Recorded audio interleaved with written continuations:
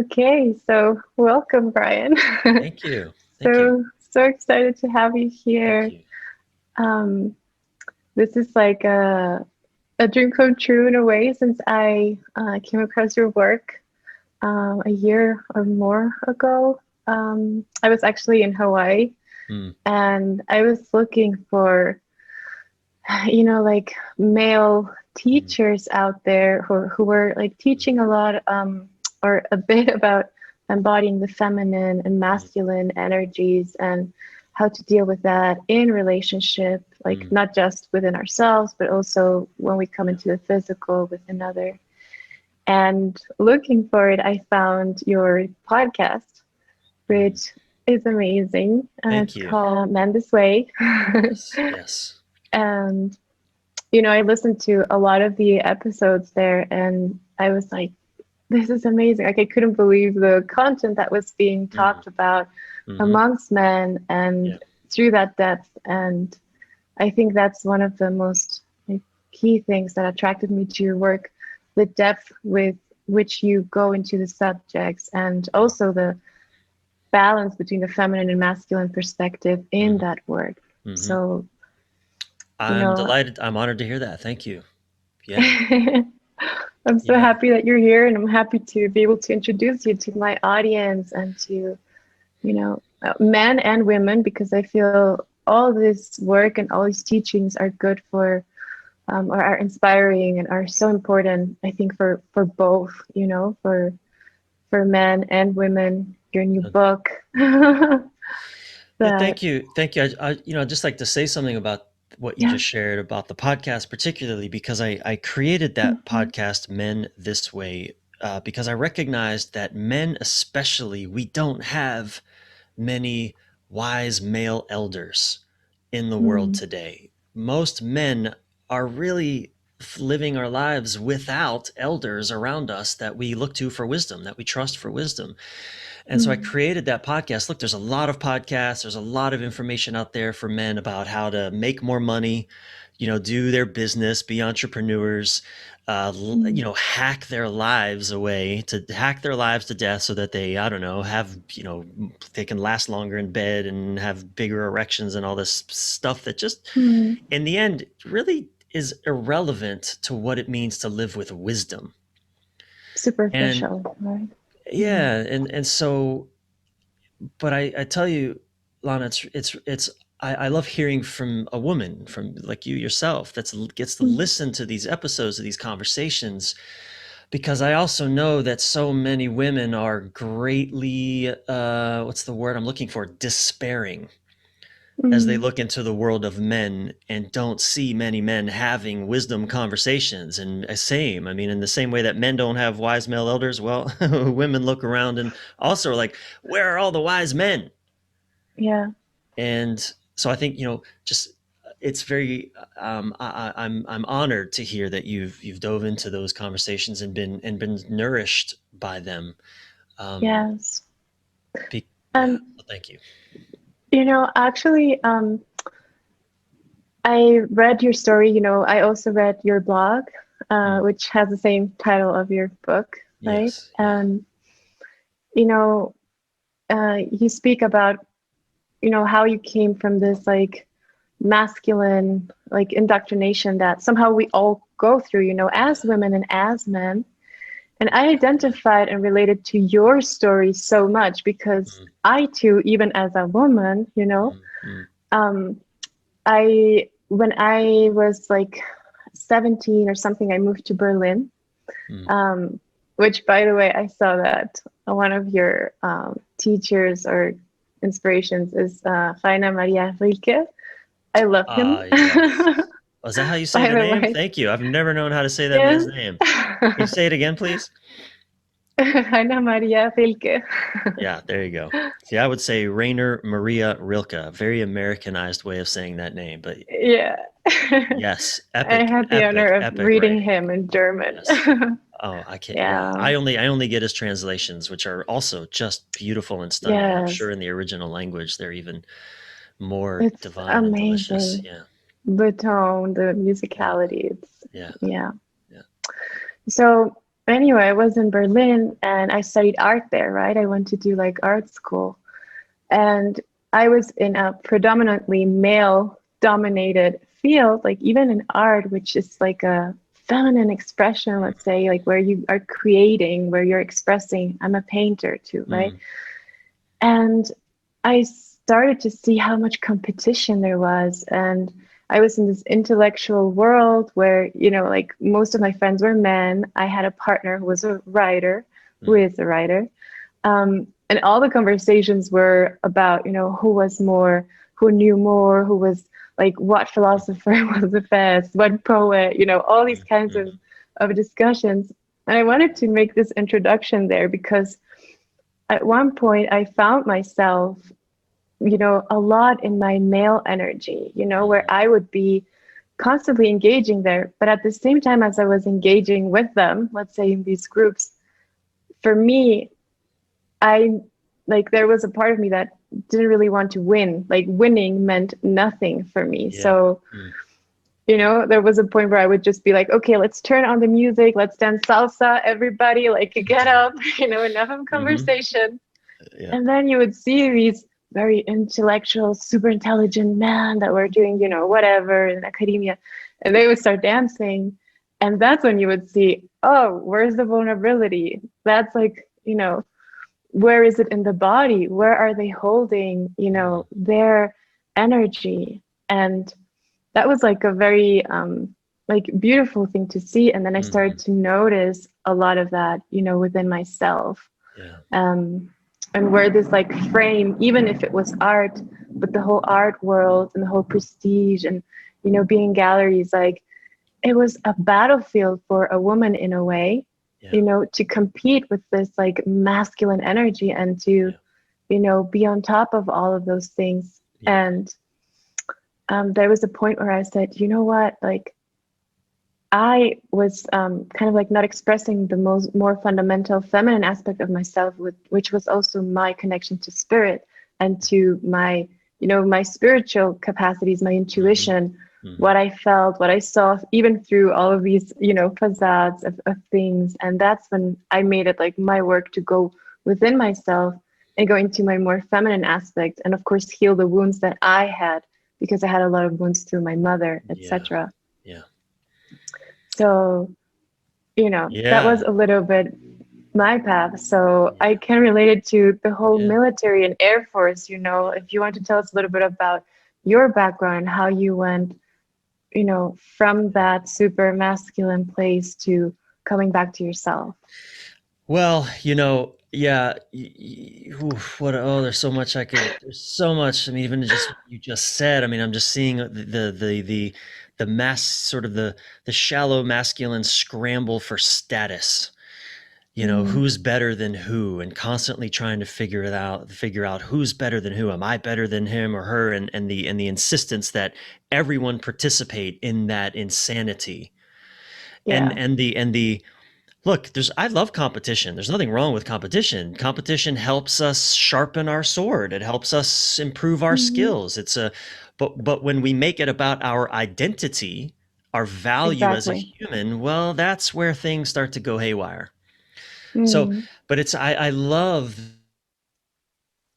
that you shared that. Well, I just turned on some music and got them all dancing, and because Lana, it was women over and over again who, although not not always as lovely and sort of how do I say this?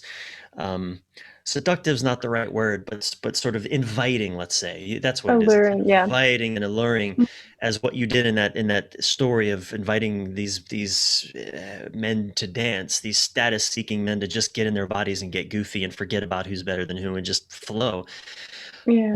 it was women that I was in relationship with over the years who just refused to partner with me in my own adolescent status seeking behavior. Mm. Who, I'm coming out of the military, and military is all about hierarchy. You're a Yeah. lieutenant, you're an officer or enlisted, then you report to this person who reports to that person. It's like, it's all about status and performance and hierarchy. And again, nothing, Separation in a way, right? Too. absolutely separation. I mean, to date, to be intimate Mm. with certain other of the people you work with could put you in jail. You could go to Yeah, jail for that's crazy. certain types of human relating that happens in that hierarchy. So yeah, Yeah. talk about separation. Um, Yeah. Not only that, then separation from my own body. How I feel about something doesn't matter. It's irrelevant. We have a mission to tend to.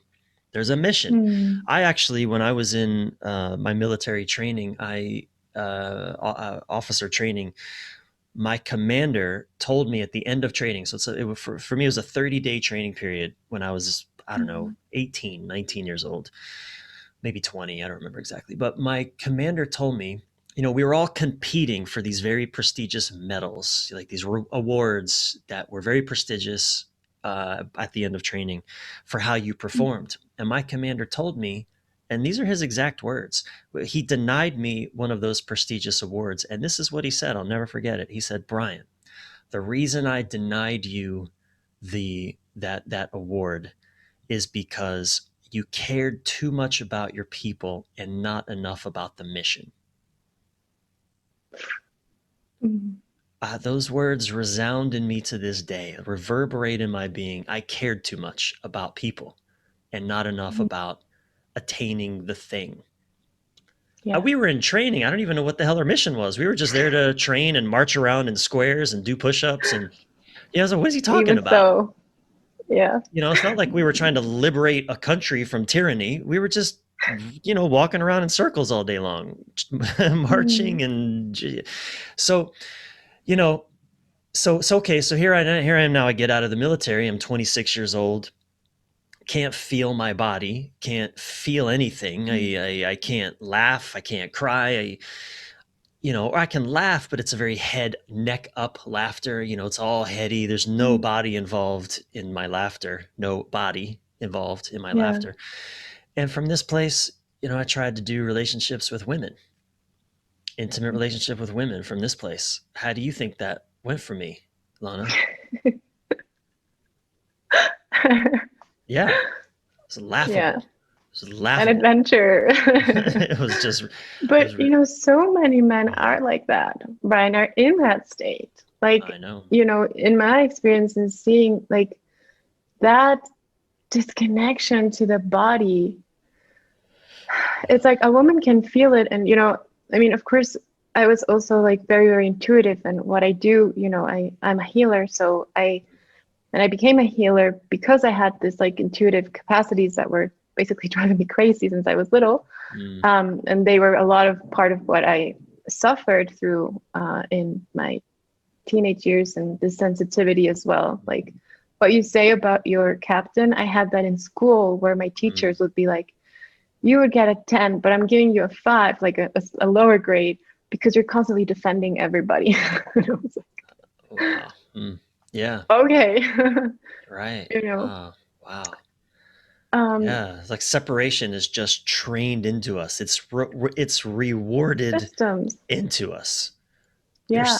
You're Um, separate. Stop caring about people. yeah. And it's more important, like, your grades or whatever.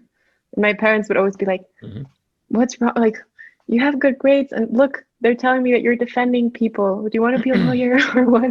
What's going on? And for me, I didn't care. I was very rebellious. Of course, I was still a Mhm. child. I didn't, it didn't matter for me. That was like the important thing.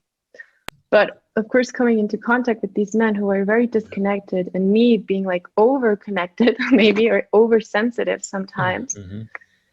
like I could feel how they felt in their bodies, and these huge walls, like some of the things that you talk about in your book, like when I see patients or when I have met these men, it's literally like a huge wall and a huge hard armor. Like there's like so much, and inside there's so much fear and so much vulnerability.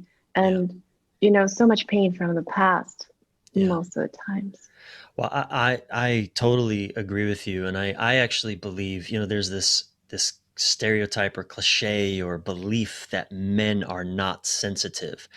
I actually believe the opposite is true. Men are Mm, incredibly sensitive, but we have had our sensitivity bullied out of us, mm, mm, shamed, not out of us, but we've put on armor over that sensitivity because of course. we when we were children, we found out in all kinds of ways it's not safe to be sensitive. Mm, And mm, so sure, then we stumble upon a woman such as yourself. We partner naturally. We're going to be drawn to a woman like yourself who feels so much. And I certainly was. I was drawn to women who would feel a lot. mhm, But because I'm not allowed to feel anything, so I think, well, then you're sure as hell not allowed to feel anything either. So you just cut that out, mm, Lana. Stop feeling mm. so much. You're just making it up anyway. That's the story, Right. right? You're making it up. Feelings aren't real. Oh, you're creating drama. All of my internalized shame and rejection of my own feelings then gets projected onto you. And Mm, oh man, everybody loses. yeah. Yeah. It's tragic. And I think I have this like I've always tried to like and I think as a healer, like one of the things or also as a coach or something that I feel like the more balanced we are within in our feminine and masculine polarity, the more neutral we can see things and actually like take in the world, right? Like Mm, welcome, even the suffering, the pain of the other people, like sure. without judgment, Yeah. without any of these things. Yeah. Um, but of course, in order to get there, there's a part where we have to accept all of these parts within ourselves. Yeah. And, even that sensitivity, because for me, it wasn't really about emotions, it was more about like literally feeling in my body, oh, yeah, the emotions of someone else, or the thoughts of someone else, or knowing what someone is lying, or Mm. knowing, and that for me also in the dating world So you mean wasn't these as, these parts um, of you, sorry, go ahead. I'm connecting to mhm. something you said earlier about your intuition really, I can't remember the words you used, but you were kind of tortured by your own intuition. Yes, yes. This is what you're talking about So now? exactly.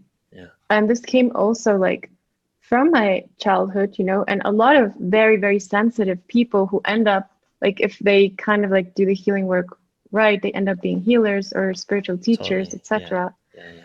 And if not, they end up perhaps maybe even in clinics and, mental disorders and all kinds of things. Even a lot Right. of artists, they channel all of that hypersensitivity Yeah. through, you know, their expression, which is kind of like still an attempt to do it. But many also shut this off when we are little. Like for me, for example, Mm, when I had these perceptions when I was little and it was so scary, I would shut them out. I even remember saying to God, like, God, I have no idea what I'm seeing, but it's scary. I haven't mm, slept. I had nightmares and I couldn't sleep. Well, I told my parents told me they were nightmares, but they were actually things that I was seeing. So I mm, shut it off. I told God, I don't know what I'm seeing. I'd rather not see anything at mm, all. mm, And actually, through my mm, teenage years, the visions and the hypersensitivity went away. And, it was replaced mm, by the outside impulse, the outside things, the focus was outside. But then when I came into um I had like a big experience where I basically was feeling everything again and I didn't know how to handle it. And so I started to seek what I had and I came across a spiritual teacher and I did my first meditation. Everything came back to me, the mm. hypersensitivity. Wow. But at least I had, for the first time in my life, a tool or somewhere to kind of like start building on and allow that to be and to become something powerful. That, for example, now it is like what I do, right? Yeah, yeah. But it came from being a curse, to being a gift. Totally. Well, I mean, I can very, very much relate in that, and similarly, um, you know, I was really horrible at doing relationships for a long, long time. And, you know, I Mm-hmm. come from a family of divorce. Um, Parents split when I was 4. So again, you Mm-hmm. know, and nobody really tended to how I was feeling about that. So at a very young age, I learned, okay, well, and it's not conscious, it's just a very instinctual response to a lack of attention from the world around me, a lack of Yeah. tending and care. Oh, well, I'm going to have these emotions, but nobody's going to help me hold them, or so. Oh, just let's just shut Mm-hmm. them down. I'll figure out how to deal with them on my own in a way that, you know, I just can survive. And Yeah. you know, and I had 3 sisters and 2 mothers, and so I Mm-hmm. now I'm an adult after all of these years of shutting down my emotions and then being trained to shut them down. And yet I have this huge heart that wants to love, right? Mm-hmm. I have this massive heart, as all humans do, I believe, that just wants to love and experience love and experience, you know, connection with other humans and all of life. And Mm-hmm. yet, so, you know, where do we generally turn to that? Well, to an intimate partner first. Mm-hmm. Certainly men, and for men that's generally our go-to, is intimate partnership. Of course. But now I'm showing up with all of this dysfunction or disconnection, let's say, from myself. And you know, I probably, you know, for 20 years I did relationships with great intentions and horrible outcomes and experiences and execute poor execution on my part. Great intentions, you know, but catastrophic outcomes. And now though, you know, as I started, you know, I'm 46 now, and I really started on the journey of trying to understand relationship, human relationship. And you know, Lana, Mm-hmm. I was very much a spiritual seeker in my 20s and 30s, very interested in spirituality Mm-hmm. and reading all the books, studying with the whatever teacher I could find in the days before YouTube, you know, these kinds of things. Yeah. And even my spirituality, I felt very connected to my intuition, to spirituality. The thing is, I had no idea what a human woman wanted from me, and I had no Mm. idea what human Bryan wanted from a woman. Yeah. So I was very disoriented when it came to human relationships, even though I Mm. felt like I was very, let's just say, strong in my practicing of sort of spiritual seeking and Yeah. understanding and awakening and all of that, but I had no idea how to do human relationships. The embodiment. The embodiment. Right? Like, yeah. Yeah, you know, I the had I had the sorry, go ahead. same also. Mm, No, you know, it's funny because in my story, I had a great relationship when I was 18, and I had a relationship for like 10 years. That was a very beautiful relationship with this partner that was a writer, but he was with me through my whole like um, awakening process, you know, and this discovery of the spiritual side, but also the dealing of all of my wounds that I had, and him mm, also. I, like, we always saw ourselves a little bit as orphans in a way, even though, you know, I mean, his mom had died, had passed, and my parents, although they were there, I had a brother with mental how do you, disabilities, yeah. like mental paralysis. Mm, So I grew up in an environment where the attention was only on my brother. And, you know, everybody was taking care of him because there were emergencies. They had to rush him to the hospital. And my father was also always traveling. So he was in a way never there. And my mom was completely overwhelmed with my brother. So I was like left there to, you know, like do my thing just and fine. Yeah. become Yeah. Figure it out for yourself. Exactly. And that's actually how I started to paint because I was always alone. So, what can you do? You paint.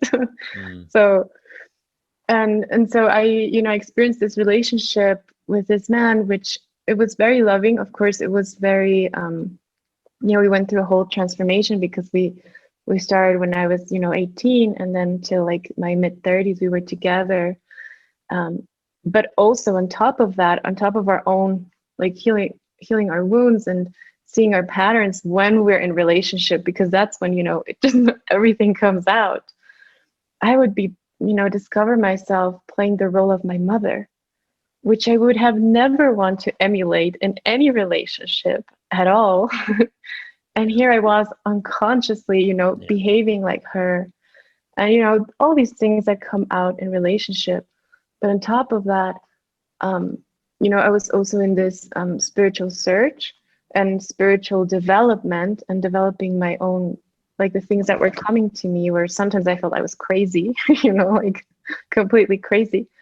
And him living through that whole process with me, mm, which like I say, oh my God, like I'm so thankful, and mm, even as we parted, we mm, parted in love, but I knew that in order for us to continue to grow and to go into our paths, we needed to do things on our own, yeah, yeah, like, you know. yeah, So yeah, yeah, yeah, there's like this whole, I think as human beings, the spirituality and being able to embody it, and then the feminine and the masculine coming together. Like for me, it's always about less separation and more, union between everything that we are, right? But of course, it has to come from us first. well, absolutely. And I think it's such a rich and juicy exploration to talk about this. you know i I actually worked with a coach once who was very, how do I say, she was, how do I say this, she was really, uh identified. That's the word I'm looking for. She was fully Mhm, identified with the spirit world. mhm, mhm, and and this didn't really emerge. She had been a friend, and then we worked together. She coached me. I hired her to coach me around some things, and her whole message was love, being an mhm, embodiment of love. But the thing is, she was so identified with the spiritual mhm, aspect of life that she was very, um, unboundaried when it came to the human aspects of life. And she mhm, ended up doing things that were very unethical, that were harmful and abusive, even verbally mhm. abusive. She violated boundaries that she did not have permission to cross. Oh no. The details aren't really relevant right now, but Mhm, I saw, and she and I, even in as our relationship, our friendship and coaching relationship, kind of fell apart. I remember mhm, speaking these words to her that, I love that she's a stand for spirituality, but I'm going to be she would always say, Bryan, I'm going to be a stand for your spirit. And I would tell her, well, I'm going to be a stand for your human. mhm, Right. And I think, I think the mhm. most the a beautiful relationship makes space for both our spirituality and our humanity. Yes, of course. I've been a man, and I've worked with men who are on this so-called spiritual path, and man, the arrogance and the righteousness that can come with spirituality, Mm, especially the masculine version of spirituality, which is, let's live in heaven. We have everything as perspective. We can see, God is omnipotent, which means he sees everything. Let's see everything, witness all of it, identify with none of it. mhm, And now I'm going to go into a relationship, and I'm going to, there's this beautiful Rumi quote: mm, out beyond ideas of right doing and wrong doing, there's a field. I'll meet you there. Hmm. I love that quote. And Of course. Lana, I would use that quote to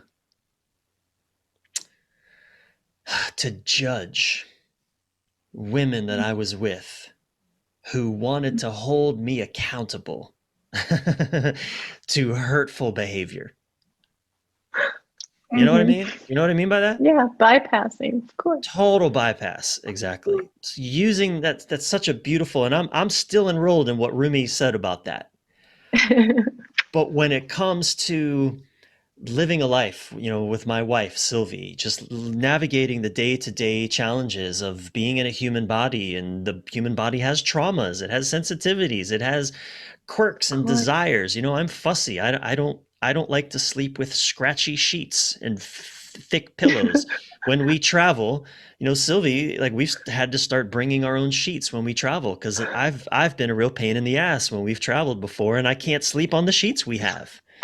I mean, I can guru out and pretend I'm comfortable when I'm not, but I'm not comfortable. The human isn't comfortable. She doesn't feel it. Mm, But this is what I mean, like navigating just the human stuff on a day-to-day basis. We're fussy, we're picky, we're finicky, we're of grumpy at times. course. Like that's the human, and we have to learn how to make space for that. And I think that is a spiritual path. That is the spirit. The Mm, most beautiful spirituality makes ample space for our very ridiculous and crazy humanity.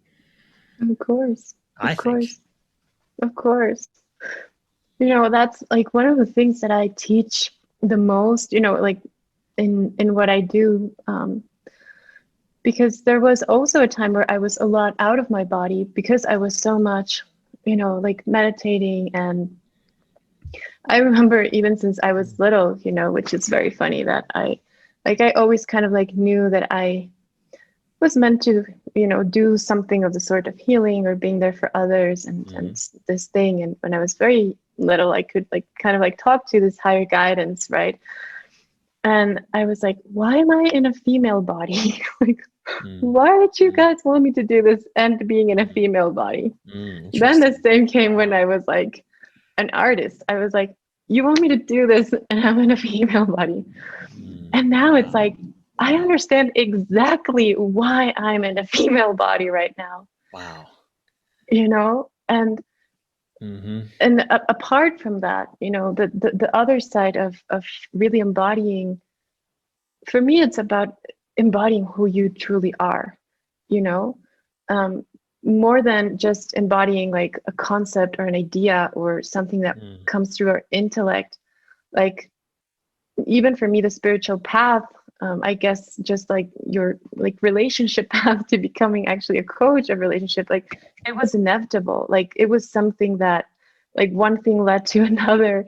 yeah. And um, actually a lot of it, especially in the first stages, was fueled by a lot of suffering, and a lot No of doubt. chaos and trauma and Totally. a lot of healing. Yeah.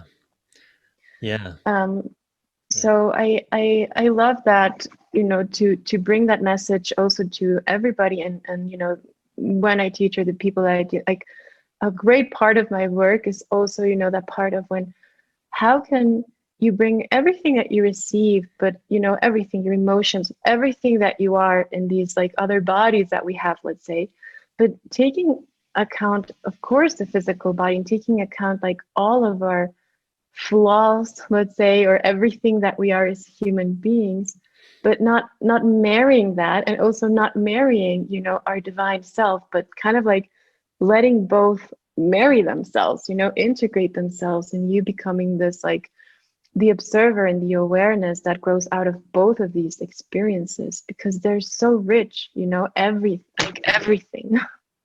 And Yeah, you know what I I'm no doubt. Like for example, take my fussy body and my scratchy sheets. Like this body is sensually oriented. I mean, there's a quality of experience mm-hmm.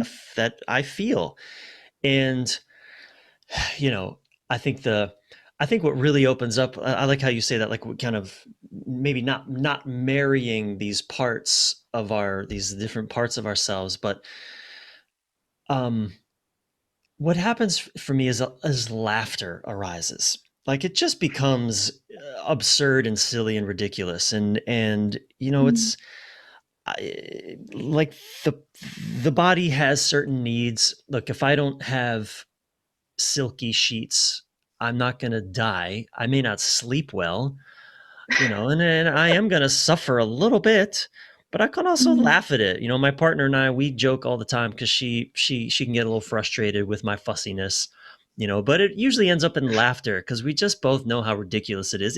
It in a sense it is real. I mean, my body has a preference for certain mm, things in the same way that some people like a certain flavor of ice cream and can't stand another flavor of ice cream. I mean, mhm, you know, of course.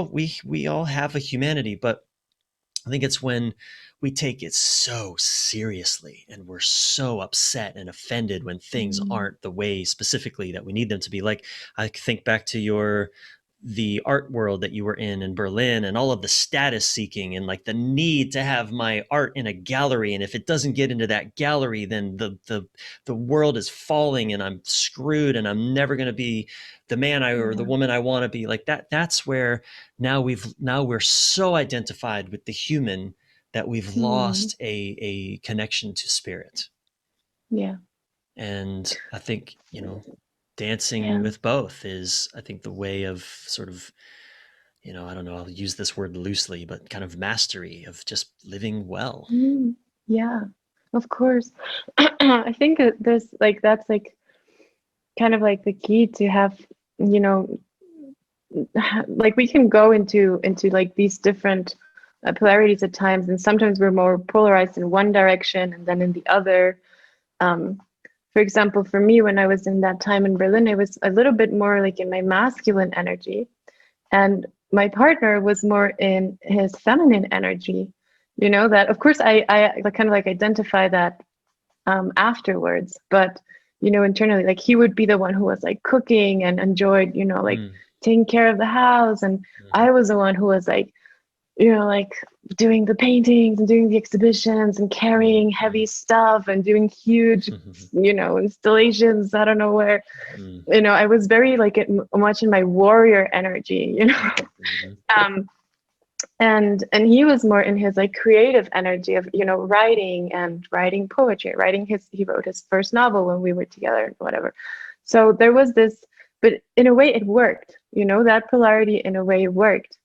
Now, for example, I feel like, you know, and I also kind of like read in your book a little bit about David Data, and I mhm. think he explains that very nicely how, like, even in our embodied feminine, masculine, like, there's so many, like, our specific flavor of our Yeah, combinations of who we are, our uniqueness yeah, as human beings. And it's more about, I think it's always about learning about ourselves, you know, taking the time to know ourselves, to know what we like.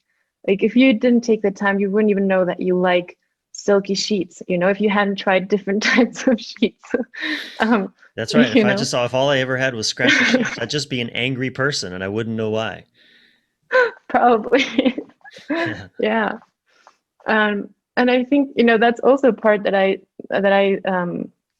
really like about, you know, this part in your book where you also talk about being alone, and also like for me that's part of the self-love, you know, like coming into knowing ourselves and starting to lose the fear of who we are in order to actually Mhm, like see who we are and mhm. learn to love who we are with everything that we have, you Yeah. know.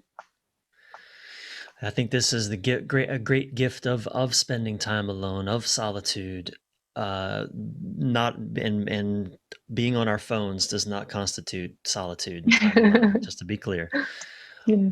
but being alone, facing, seeing our sadnesses that we might otherwise not notice, Mm, distract ourselves from, facing, seeing the things that our bodies and our minds, our hearts are wanting to grieve. yeah. Um, and getting in touch with, you know, I have to at least once a year go rent or stay in a cabin in the woods in the middle of nowhere for at least a week by myself. I have to do that every year. Mm, there's such magic that comes out of that, and it can also be uncomfortable at first because there's a, it takes a couple days to get the city off my body, to get all of the, but Yeah. it's so important to help me just hear myself, hear my higher self, Yeah. commune with my soul, and being in nature, the solitude and the quiet and the simplicity of nature Mm. is so helpful for me to reconnect with my simplicity, the simplicity of this being I call Bryan, and again, yeah, to listen, to hear the connection to higher self that is really hard for me personally to hear when I'm in the city, Mm. or surrounded by people all the time. Yeah. And that's been a theme throughout my life. I've spent a lot of that kind of time alone in amazing locations all over the world, um, because I've just, being having traveled and just been fortunate enough to make those choices for myself. And Yeah. that's been a really important foundation for me to be able to be in relationship with Yeah. a woman, because I have a deep connection to who I am. And And yeah, yeah. I think, you know, for me, it was also like that. Like I always had to, or also because of my sensitivity, I constantly looked to be alone. Like it was like Yeah. something that I had since I was pretty young, and Mhm. also the wanting to like freedom. Like for me, it was always I want more freedom. I want to, live in another country. Mhm. I want nothing. Like I don't want to talk, to my parents or people. Like I was good like exploring who am I without all this framework that I was born into, Yeah. right? Yeah. um but of course, part of that is a little bit for me when I actually stepped into that loneliness and into facing myself. That's when a lot of the demons came up, right? Like the wounds, the demons. Mhm. And I think a lot of people don't dare, because I see it, I see it in friends, I see it in the majority of people that they tell me like, you're alone there, aren't you scared? And I'm like, why would I be scared? Mhm. Of course, in the beginning, the first time that I was alone in a big house in the middle of nowhere, of course I was scared. Like first night was like, okay. Second night I was okay, I'm bonding with the animals already. Like, okay, I have visitors, I'm not alone. And then now it's something that is just like part of my life. And in a way, like, I think you describe that also in your book, like that feeling of loneliness that we have. I always had that also since I was very young. I think it's one of the primordial wounds, of Mm. humanity. Like we all have it in some way. Yeah. Yeah. But just to give us like the chance to sit with it, to Yeah. face it, to like let it, come up, to, show us like that mm, determination, which is also a little bit for me like the determination to just face your fear, instead of running away. Yeah. Because I feel like in this day there's so much of running away. Like even if you're spiritual, like you were saying, even like we can use anything in order to have an excuse to run away from ourselves, No or from doubt. facing the things that are there. No So doubt. how like would you say,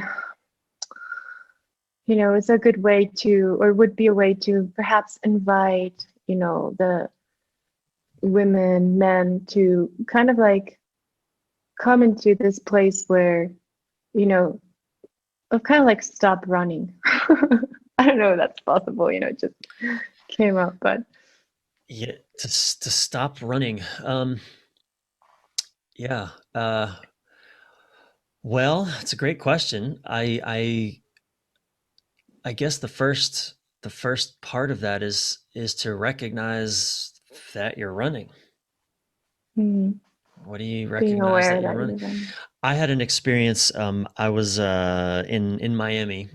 I was I was in the Everglades in Mm, Florida.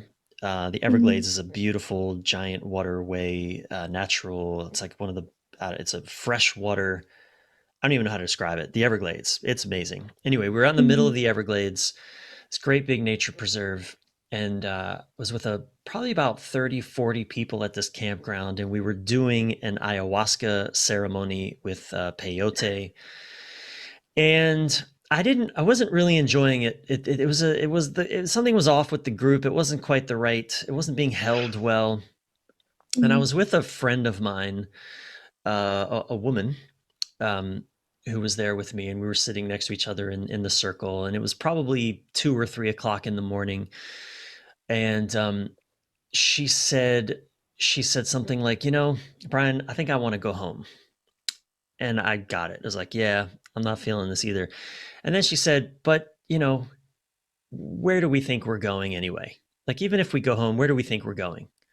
And we both just started laughing at, like, yeah, that's true. Where do we think we're going? Like, where would we be going? We're here now. We go there, then we'll be there now. It's like, there's nowhere to go. And mm, I remember in that moment when she said that, I think, or she says, like as if we have anywhere to go. I think something like that. It just really struck me that that's true. I mean, we could leave, and I think we ended up not leaving. But I remember just that mm. feeling of, well, we could leave, but why would we leave? What's the point? Where do we think we're going? What are we escaping? And Yeah. that was like a first moment of really getting how much I run away from the moment constantly. I did Mm, this practice also in Miami around that time. I did this practice probably after reading one of Eckhart Tolle's books, maybe A New Earth. But being in the now. I did this practice Mm, where if I was in a room like the living room mhm, and I noticed I wanted to get up and go to the kitchen, I would stop myself and I would just sit here for a moment and ask myself, wait, am I complete here in this chair in this moment? Or am I getting up because I think it's going to be better in the kitchen? mm, There's something better over there that I think I need and it'll make me happy, or I'm just bored and I'm antsy and I need to get up.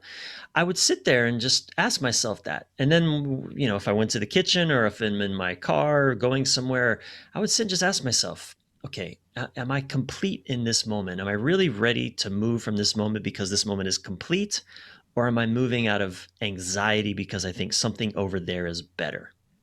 mm. And again, that was such a simple, yet such a profound practice to start tuning my awareness into, where am I coming from as I move The now. about the planet? Mhm.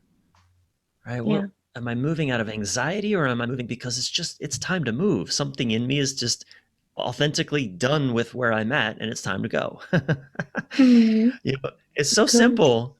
It's such a Yeah. simple and small practice, but it was profound in what it did, kind of how it tuned my consciousness to notice, pay attention. What's from where am I? From what place inside of me am I moving about the planet? Mm, So the little practices like these, I think, can be really yeah. helpful, for us to check in with ourselves to see. It's the same like leaving if you're in a relationship that's difficult. Two of my teachers over the years said, only leave a relationship in love. Mm, And I didn't really know what they meant at the time that I heard it. It took me a long time to unpack that. But it's kind of the same things. Like, if I leave a relationship because I'm pissed off and angry and you suck and I'm going to get someone better than you and all of that, well, there's a good chance I'm just going to recreate that experience with someone else. yeah. Totally. Mm, Right? But if I'm doing my work, if I'm taking 100% responsibility for my part in this, and I'm learning, and I'm really doing what I can to get support, to show up with an open heart, even when I'm not getting what I want specifically.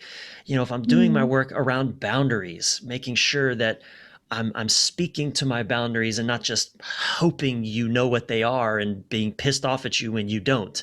Things like of this. If I'm course. doing all of that and I get to a place where it's like, okay, I've done my part and I love you, but this is no longer, this isn't, we're not compatible anymore because I'm doing my part. Maybe you're Mm, doing your part, maybe you aren't, but I can see I can't give anymore. So I love you and I'm going to leave because I love you. And I'm not going to let Exactly. us become monsters anymore. Yeah. Because if we stay together, I don't like who I'm going to become. Or hostages, right? Like We're hostages. hostages from So one another. I think there's Mm. so many ways we can kind of check in with ourselves to see, am I facing the stuff that I really is mine to face, or am I running because I don't want to face it? Yeah. So many little, big, whether in relationship or just you're sitting in the living room and you want to go to the outside. Well, check in with yourself. What's happening in your Mm. body? And what I see when you say it, it's also like that, changing the focus or being aware of both focus, like the focus that is like coming from inside towards the outside, but also being able to do like, like what they said, like one of my teachers always said, like turn your eyes inward, right? So Mm, like yeah. going within and seeing from within, from your consciousness. And for me, well, the way that I see it is to tap into your higher awareness, however, wherever it presents for you, but tapping to that part of you that can be neutral, that can be the observer, and just observe yourself and see what's happening. Yeah. It's also, for so many people that, I work with a lot of clients too, or patients or whatever. And one of the most difficult things is just to, like, even to breathe or to just not do anything. Yeah. And, coming back to that more playful approach, one of my teachers, he was the, I feel like, disciple of Castaneda. And Oh, yeah. in that lineage of shamanism, there are some practices that I loved. And, when I was in my path of becoming very serious, because I started with like a lot of the Buddhist teachings and the mantras and prostrations, all kinds of things to surrender my ego. And, Mm, I went very deep into that and meditating a lot of hours. And then I started to come into this very playful shamanic approach that is very, very simple, but it's very, very sharp. Um, and one of the things that they do, or the practices that they do, for example, is to, if you have a routine, just make an effort to break that routine. Like let your consciousness break that routine. Or if you normally brush your teeth with your right hand, use your mm, left hand. right. If you walk, like try walking backwards. Like Hmm. these like very simple Yeah. practices, like even, transforming yourself or embodying someone else, like being, for a day, kind of like pretending to be someone else just out of Mm, fun, like when we do when we're kids, yeah. that, that allows us to kind of like Yeah. disidentify with, Yeah. those parts of us that perhaps are very rigid, and start to like allow the parts of us that want to express to naturally come to life, Yeah. you know. Yeah. I love those. They're all great practices, and it's so simple. Yeah. Simple little, I like creating little glitches in the matrix within which we're functioning. It's like an intentional glitch. I've done that practice of brushing with my left hand, brushing my teeth. Yeah. It's really hard. It's not It easy. is. It's like, whoa, which way do my hand? And then, it's like I'm brushing my mustache because I can't find it. I don't have the feel. Yeah, great, great. Yeah. Simple, but so powerful. We used to do that also in art school, like when we were like painting, act studies. I don't know how it's called in English, but when you paint like naked people, Hmm. um, and there, I don't remember what teacher taught me that, but it was a painter. I think it was here in Mexico. But I started painting with my left hand, and I would sometimes it was like amazing. I would like Mm, what my left hand did better than my right one, because interesting. my right one was already like engaging the mind, you Yeah. know. It was already like more attuned Uh-huh. to what the mind was projecting into it. Yeah. And the left hand was like, I don't know, like what's going. I don't have the technique, so I'll just, be free. Just kind of flow and do my thing, and we'll see what Gonna happens. flow. Yeah. Exactly. Yeah. Exactly. Yeah. Yeah. And well, there's just one last thing. I had like 30,000 notes, but um, just coming a little bit back into, the part of um, vulnerability, you Mm. know, um, I know you talk about this quite a bit, and I think it's so important. And I try to also, in the work that I do, especially also the work that I do with men, to talk about that. How we can. Well, for me, the way that I handle that, and also the topic of creating safety within ourselves. Just like we create that space within ourselves, that freedom within ourselves, like even safety, is something that we create within ourselves, the way that I see it. Of course, the outside world plays a role, and it takes some time to kind of like embody that and to feel really safe, in your environment, and especially if you come from any kind of trauma or you have suffered, whether physical, emotional, any kind of abuse or trauma or whatever. Yeah. And just going back a little bit, I remember I used to feel unsafe in my body, and that's why I would spend like 3, 4, 5 hours meditating, because I felt very safe out there. But being in the Right. physical Yeah. existence, because of my experiences, it have proved me that it wasn't really a good, like a safe place to be. Yeah. Yeah. Well, I'm also, I just want to speak to that for a moment, Lana. Yes, If there's a of question course. coming, but I want to speak to that for a moment because, you and I, it sounds like we had a similar experience in childhood within which we were, I say this without disrespect to our parents, but Yeah. largely you and I grew up children of what we'll just call neglect, kind of Hmm. being Hmm. left to our own devices, left to our own, Yeah, like orphan a little bit. in Yeah. a bit, in a way, in terms of Hmm. just, we're just there to find our own way from a young age.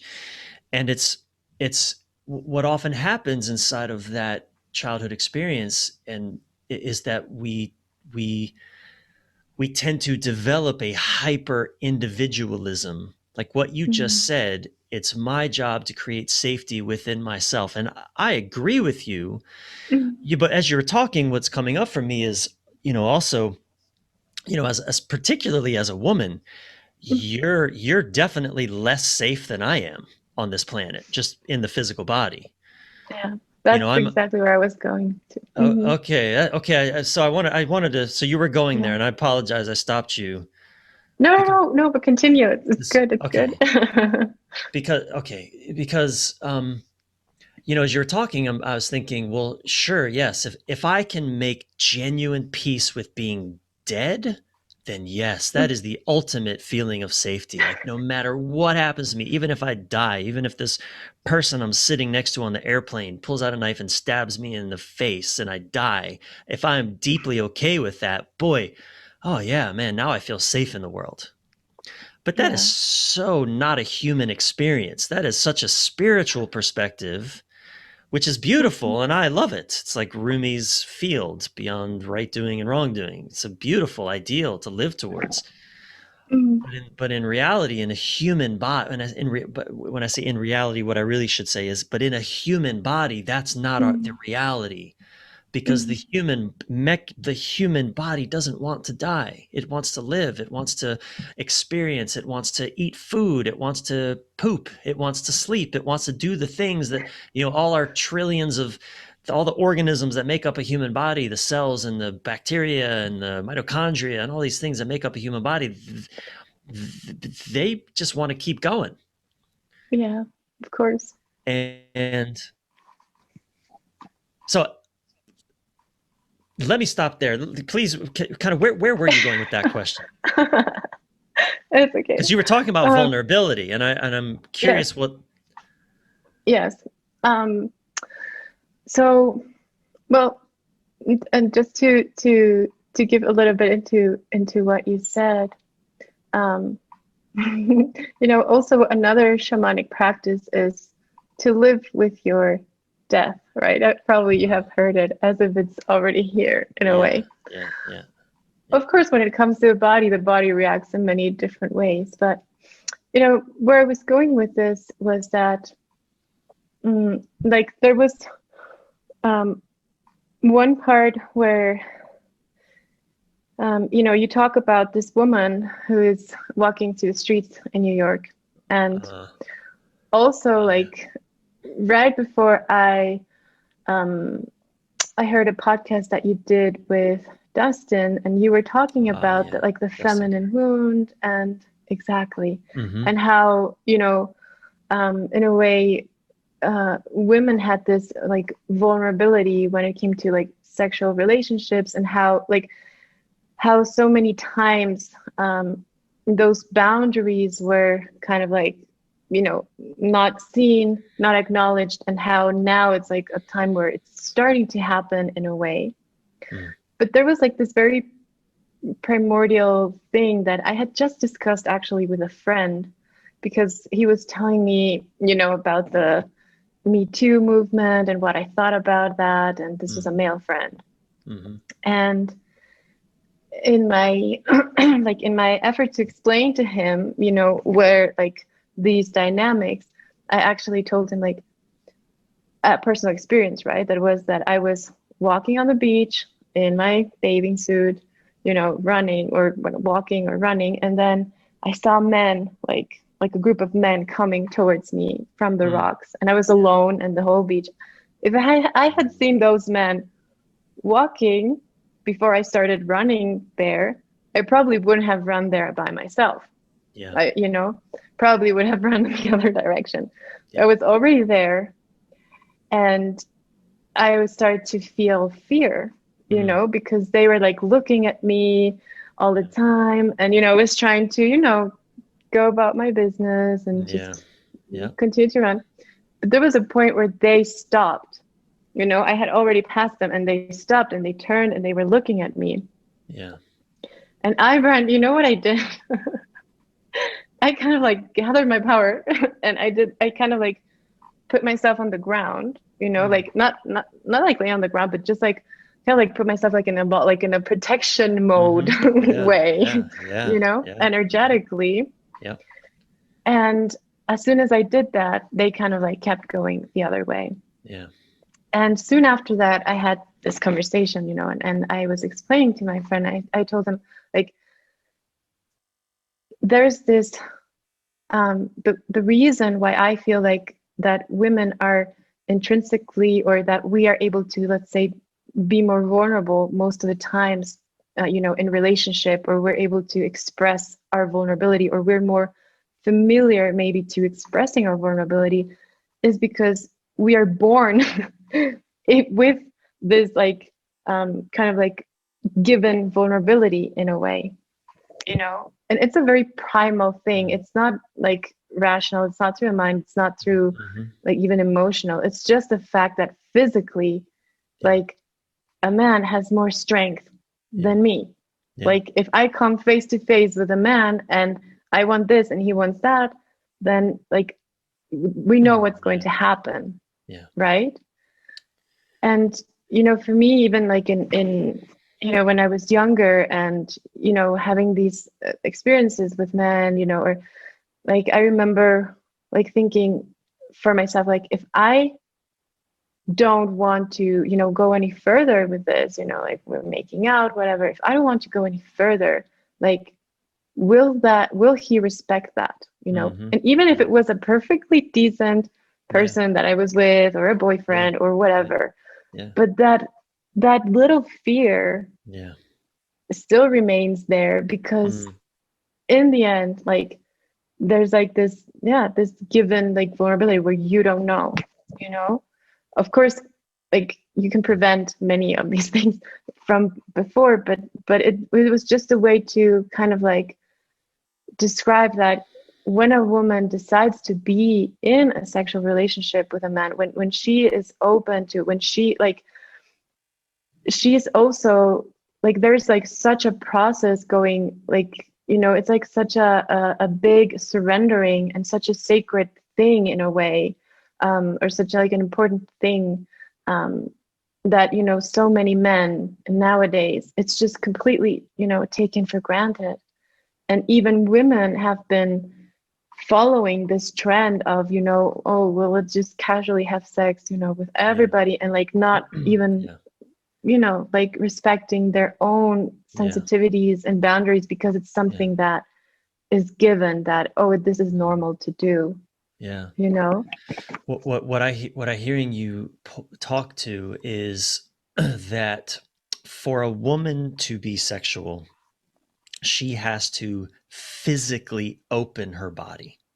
Mm, That's a vulnerable stance. She has to essentially say, you are invited into literally inside of my body. It doesn't yeah, get more vulnerable than that, physically speaking. yeah. A man doesn't have to do that. He doesn't have to open himself at all. Mm, He just has to yeah, point himself in a direction and move forward. yeah. So I think what I'm hearing you say is that when it like vulnerability, that a woman's body is just, if she's going to, like, it just sort of comes with the deal that in a woman's body, vulnerability is going to be required. Certainly, if you're going to enjoy your body, if you're going to allow, I think you're talking about also like with where women are having a lot of casual sex, it's almost a false vulnerability. Mm, It's a coping mechanism. And obviously, this isn't the case for every woman who wants to just enjoy her body and have sex. We're not, making that blanket statement. But yeah. I totally agree with you, and I'm often telling men this who want to just have casual sex with a lot of women. I'm often um, cautioning men that it doesn't work the same for her as it does for you. Okay. That for a man, it's far more easy for, in general, for a man to be with multiple partners that he can connect with deeply, sexually, physically, even emotionally, and then leave than it Mm, does for a woman, generally speaking, to allow a man inside of her body, especially if yeah. she opens her heart along with it, and then to be left in that open state without his presence anymore is excruciating viscerally for a woman in a way that it tends not to be for a man. Would you Mm. agree with that, Lana? Yes. I mean, I think, of course, like it like in one layer or in one perspective, of course, Mm-hmm. and also like even through the energetic perspective, and this is something that I teach a lot when I talk about it. I don't talk so much about it, but when I do talk about, like sacred sexuality or sexuality, it's just that also naturally in a woman, like there's like this like imprinting like of the energy of the man that kind of like lingers in the field Mm-hmm. for a long time. And especially like you said, if there's an emotional connection, Yeah. like that bond is made.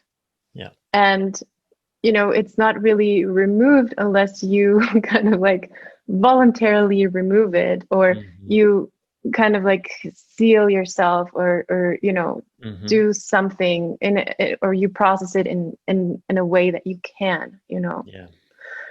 And the thing is that for me, for example, I was out, the one day. I don't go out a lot, but I went out because an old, actually an ex-boyfriend of mine, a boyfriend that I had when I was like 14 or something, came to visit, and he was like, "Oh, we're gonna meet with some friends."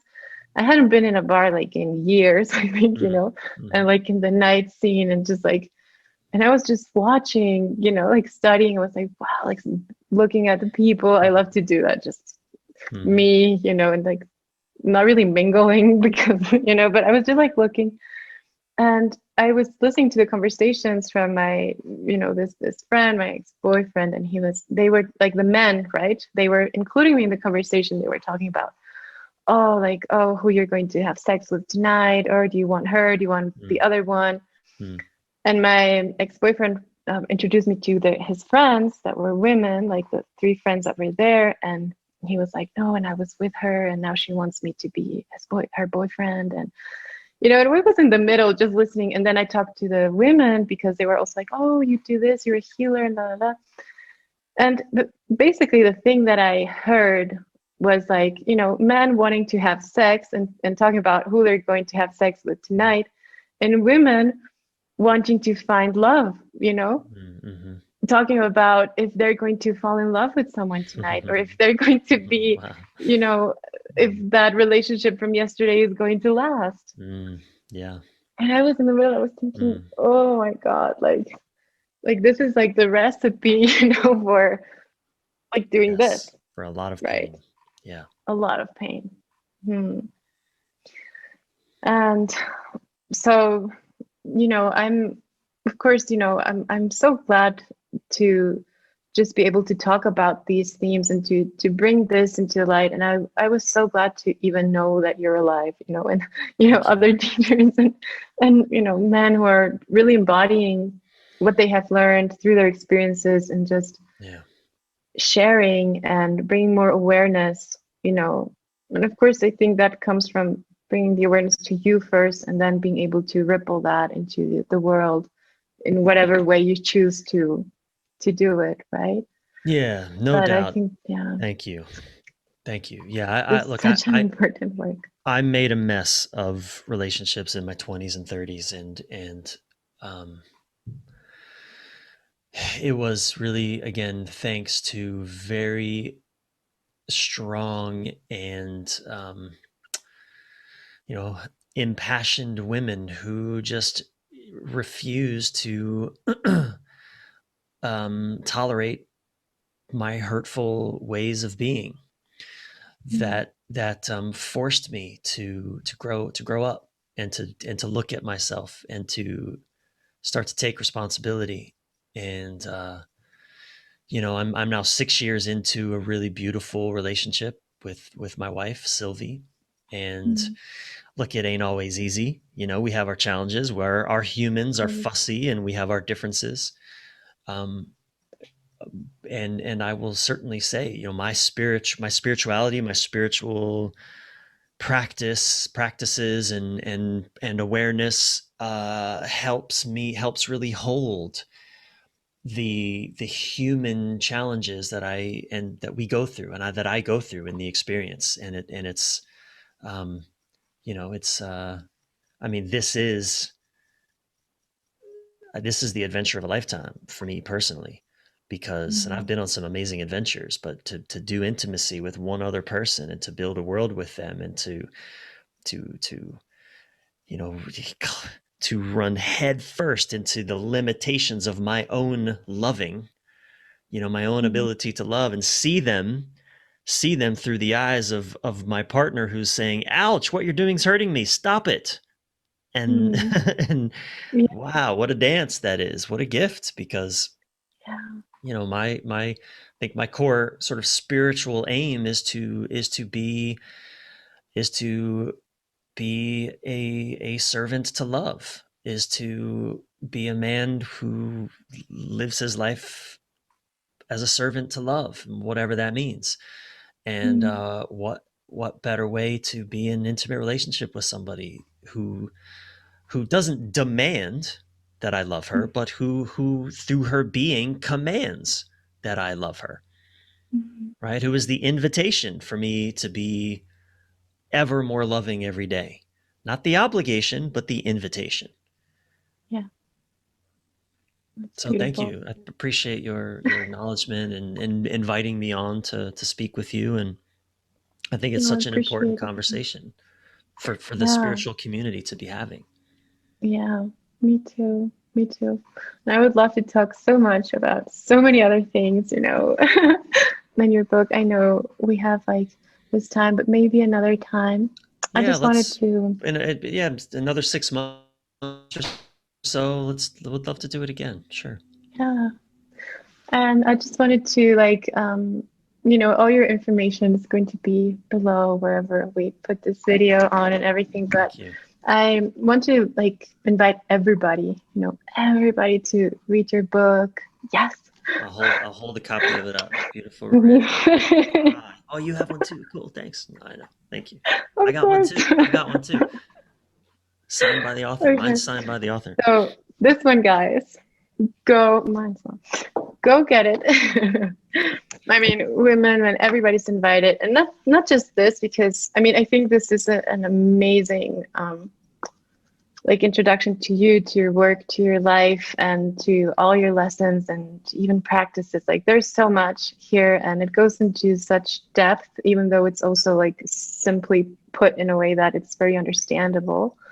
Um, but I also encourage everyone to go listen to the podcast, which is amazing. There's so many wonderful conversations, and also to like all my male community, all the Mhm. men who are there, and to go and I think it's also important to find that reconciliation with, the outside masculine, and also for us as women to find that reconciliation with the outside feminine, and to Mhm. help each other grow and learn, in partnership, of course, together, but also like having that reflection and being able to see ourselves in the eyes of another to continue our growth, our development. Yep. So Yep. I Men, invite you guys to go men, there.